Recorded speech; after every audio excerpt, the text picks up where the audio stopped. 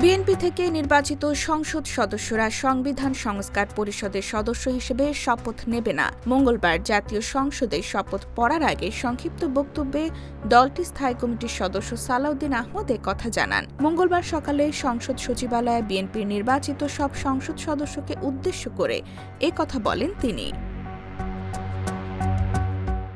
সালাউদ্দিন আহমদ বলেন, আমরা কেউ সংবিধান সংস্কার পরিষদের সদস্য হিসেবে নির্বাচিত হইনি। সংবিধানে এখনও এটাকে ধারণ করা হয়নি। গণভোটের রায় অনুযায়ী সংবিধান সংস্কার পরিষদ গঠিত হলে সেটা সংবিধানের আগে ধারণ করতে হবে। সংবিধান সংস্কার পরিষদের সদস্য কে শপথ নেওয়াবেন সেটার বিধান করতে হবে। এ ফর্মটি সংবিধানে নেই। দলীয় চেয়ারম্যানের পক্ষ থেকে এই সিদ্ধান্ত জানাচ্ছেন বলে জানান সালাউদ্দিন আহমদ।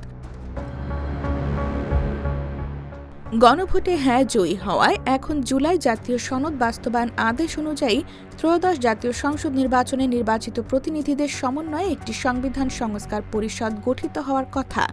সে হিসেবে নির্বাচিতরা প্রথমে সংসদ সদস্য হিসেবে এবং এরপর সংবিধান সংস্কার পরিষদের সদস্য হিসেবে শপথ নেওয়ার কথা।